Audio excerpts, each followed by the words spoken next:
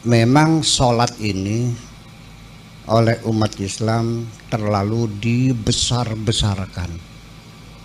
Sepertinya segala-galanya itu sholat. Hadis tentang sholat banyak sekali, tetapi dalam Al-Quran hanya disebut sekali-kali, betul gak? Dan tidak diuraikan berapa rokaat, bacanya apa, sujud seperti itu nggak ada, hanya aqimus sholah saja. Dari mulai surat Al-Baqarah, dzalikal kitabul la raiba fihi hudal lil muttaqin alladzina yu'minuna bil ghaibi wa yuqimunas sholat. Itu saja, yuqimunas sholat, aqimus sholat. Ada aqimus sholat li duluki syamsi, ada lagi aqimus sholat li dzikri, tapi tidak dijelaskan.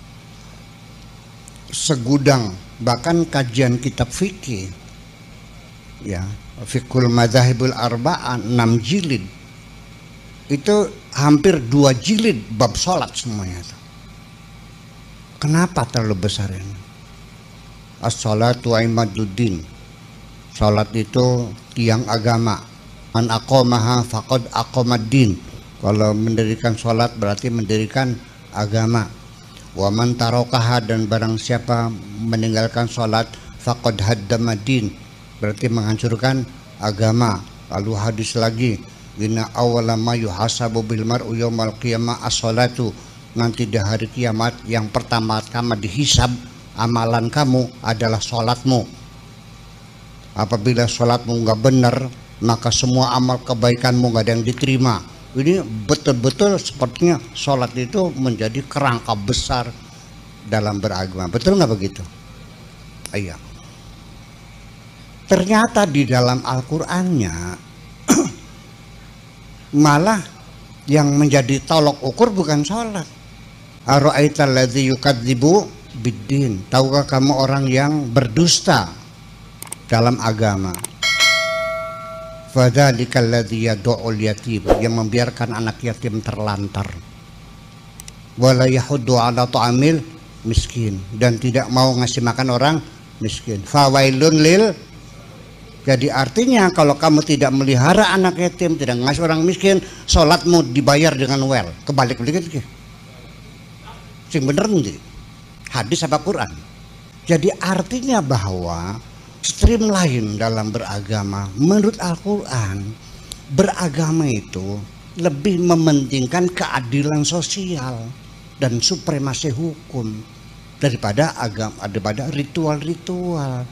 Ritual ini sebetulnya hanya pelatihan membangun jiwa kita, betul nggak?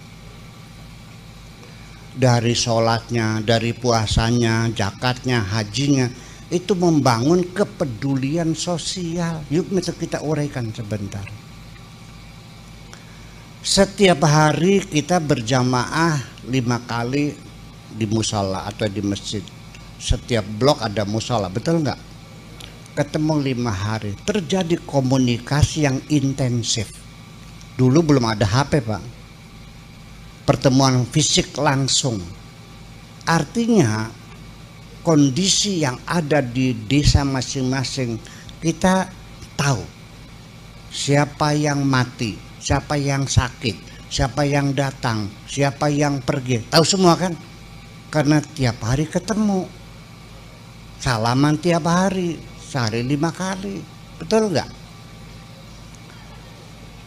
Orang seminggu sekali kita rapat satu desa, jatuhnya hari Jumat, dikasih pengarahan. Pidato pertama itu menyampaikan laporan pembangunan minggu yang kemarin. Pidato yang kedua menyampaikan usulan-usulan pembangunan yang akan datang. Ternyata masih banyak, dulu sekarang udah berubah. Dulu khotbah harus pakai bahasa Arab, sampai sekarang masih ada. Di masjid sini pakai bahasa Arab, bahasa Indonesia, Jawa, ya wis bagus. Masih banyak masjid yang khotbahnya pakai bahasa Arab, karena ini ibadah mahdhah, ya harus pakai bahasa Arab. Seperti sholat juga pakai bahasa Arab, nggak boleh pakai bahasa Indonesia tuh. Ya harus Allahu Akbar, nggak boleh Allah Maha Besar, Gusti nu Maha Agung nggak ada. Ya nggak boleh, harus berbahasa Arab. Jadi khotibnya juga begitu. Nah sekarang kalau imamnya khotibnya pakai bahasa Arab, kenapa makmumnya pada ngantuk? Kurang ngerti. Terus apa? Bayangkan kita masuk masjid, andaikan seorang sekda atau pejabat atau dan ramil atau bupati datang terlambat, boleh nggak menyingkir orang di depan untuk bupati ke depan? Ada nggak aturannya di masjid orang kaya di depan, miskin di belakang? Ada nggak aturannya pejabat di depan, rakyat di belakang? Nggak ada. Aturannya siapa sing tekane ulu, doroke ning tekane kari ning kuri. Untuk apa? Pembauran. Dan coba kita rasakan dalam diri kita. Hei orang kaya, ketika engkau masuk masjid, masih ingatkah engkau kaya? Lupa. Percayalah.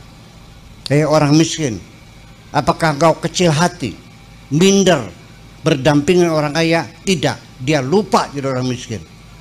Itu kesetaraan dibangun setiap saat di dalam agama Islam kita ini. Paham dikit? Zakat 10%, bukan palang, 10% atau 5% atau 2,5%, itu untuk kepedulian sosial. Betul enggak? Puasa untuk membangun cinta kasih kepada mereka yang miskin, merasakan sendiri betapa sakitnya orang lapar itu. Semuanya kepedulian sosial. Itu yang jadi persoalan. Andaikan Islam itu dibalik sekarang, ibadah sosial kita utamakan daripada seremonial dan ritual, saya kira bangsa ini akan makmur semuanya. Betul nggak? Masa ibadah umroh tiap tahun, tetangganya anak yatim nggak sekolah dibiarkan saja?